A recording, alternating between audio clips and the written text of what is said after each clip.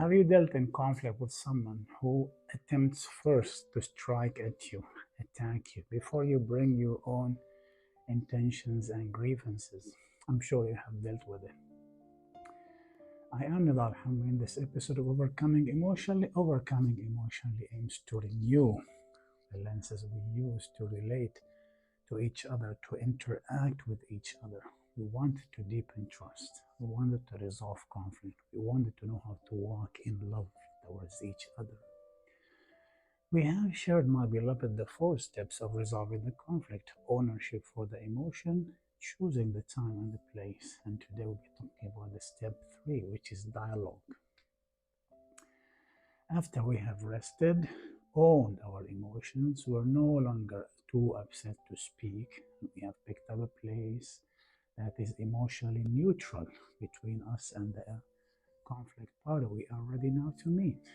As we meet with the conflict party, we have to focus on exchanging information and using questions in a responsible way. So what does that mean? My beloved, resolving the conflict depends heavily on the ability to exchange intentions, exchange informations about what we need, about what we desire, about what we intend. And of course, you will have to value the conflict party more than the things that he or she owns in order for you to be able to do that.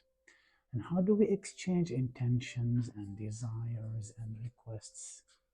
We use the I messages. When I use the I messages, I am informing. I am taking responsibility to state what I want, what I desire, what is my intentions. The I messages take the burden from the conflict party and clarify what I think, what I feel, what I want, therefore eliminating the possibility of me reading the mind of the conflict party. Also, the I message, my beloved, shows that I am distinct, I am separate. While using the pronoun we during dialogue with the conflict shows that you think that you and the other party are one person. That's false. Okay, then we focus on informing about what we need, what are our intentions. We hope that the other person will respond to our risk taking and informing by budging, giving us some of what we want, showing us respect, showing us understanding. The second part of the dialogue is using the questions in a responsible way. So what does that mean? My beloved, the responsible use for the question is to elicit, is to collect information from the conflict party.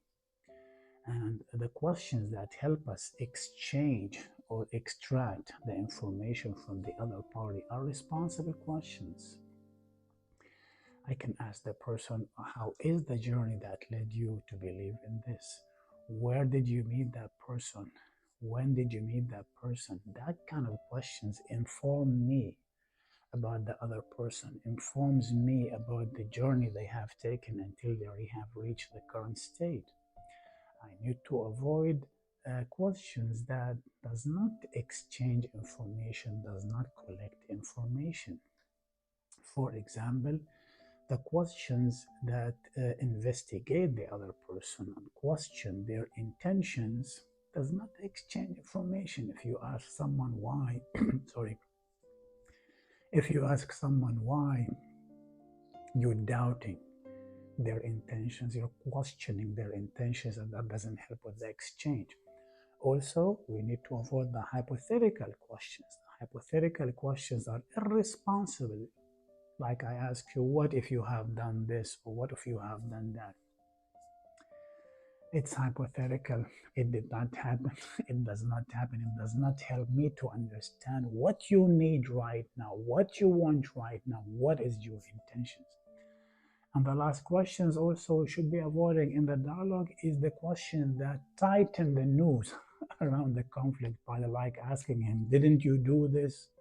Didn't you promise you're gonna do that? Those questions that could be answered only with yes or no. Tighten. Like I said, the noose around the neck of the conflict party suffocating does not enrich the exchange, does not help resolve the situations. I hope you found this video helpful. You can share it with your friends and leave me some remarks and feedbacks. I'll be glad to respond. Next step, we'll talk about inviting change. A change. Up to that time, enjoy your time. Nadal.